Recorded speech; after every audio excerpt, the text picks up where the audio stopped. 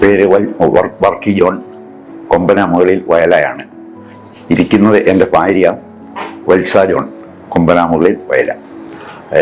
രാവിലെ 11 മണിയോട് 11 മണിയോട് കൂടി മുറ്റം അടിച്ചു വാരി കരികിലേക്ക് തീയിട്ടപ്പോൾ അപ്രതീക്ഷിതമായിട്ട് പുറകിൽ നിന്ന് തീ കയറി പിടിക്കുകയാണ് ഉണ്ടായത്. ശബ്ദം കേട്ട് ഓടിച്ചെന്നപ്പോൾ പൊള്ളിക്കൊണ്ടിരിക്കുന്ന ശരീരമാണ് കണ്ടത്. ഉടനെ ബക്കറ്റിൽ നിന്ന് വെള്ളമെടുത്ത് മുന്നിൽ നിന്നും പിറകിൽ നിന്നും ഒഴിച്ച് തീ കെടുത്തി. എന്നാലും ചെവിയുടെ സൈഡിൽ കൂടെ തലമുടിയിലേക്ക് തീ ആളുന്നത് കണ്ടു. കൈകൊണ്ട് പൊത്തിപ്പിടിച്ചു.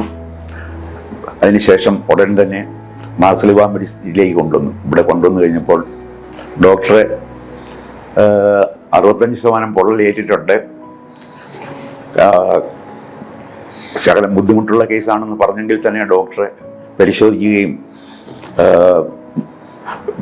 വീണ്ടും ഒരു 76 ദിവസത്തോളം ഇവിടെ കടത്തി ട്രീറ്റ്മെൻറ്റ് കൊടുക്കുകയും അതിൻ്റെ ഫലമായിട്ട് ആളെ പൂർണ്ണമായിട്ട് സുഖപ്പെടുകയും ചെയ്തു.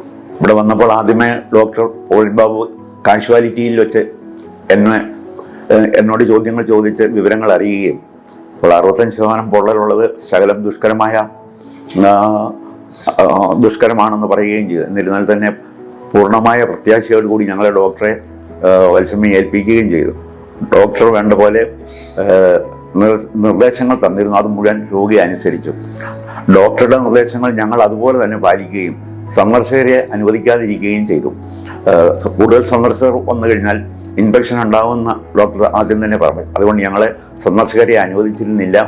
ഞങ്ങളും വളരെ പരിമിതമായിട്ട് മാത്രമേ ഈ രോഗിയെ സന്ദർശിച്ചിരുന്നുള്ളൂ.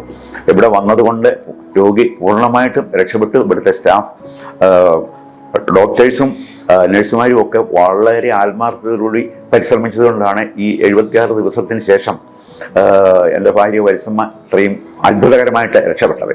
ഈ മാർസലിവ മെഡിസിറ്റിയിൽ ഞങ്ങൾ രോഗിയെ കൊണ്ടുവന്നതിന് ശേഷം ഇവിടെ ഉള്ള ഡോക്ടേഴ്സും അതുപോലെ തന്നെ നഴ്സുമാരും അസിസ്റ്റൻ്റ് ഡോക്ടറും എല്ലാം ഞങ്ങളോട് വളരെ സ്നേഹമിശ്രണമായിട്ടാണ് പെരുമാറിയത്. ഒരു സ്വന്തം സഹോദരിയെ പോലെ കരുതി ഡോക്ടേഴ്സ് ശുശ്രൂഷിച്ചു. അതിൻ്റെ പരിണിതഫലമായിട്ടാണ് ഇപ്പോൾ വീണ്ടും ജീവൻ തിരിച്ചു കിട്ടിയത് എന്ന് ഞാൻ പൂർണ്ണമായിട്ട് വിശ്വസിക്കുന്നു. മാർസലിവ മെഡിസിറ്റിയിലെ അച്ഛന്മാരോടും ഡോക്ടർമാരോടും മറ്റ് സിസ്റ്റേഴ്സിനോടും മറ്റുള്ള ജീവനക്കാരോടും എല്ലാം ഞങ്ങളുടെ അഗൈതവമായ നന്ദി രേഖപ്പെടുത്തുന്നു.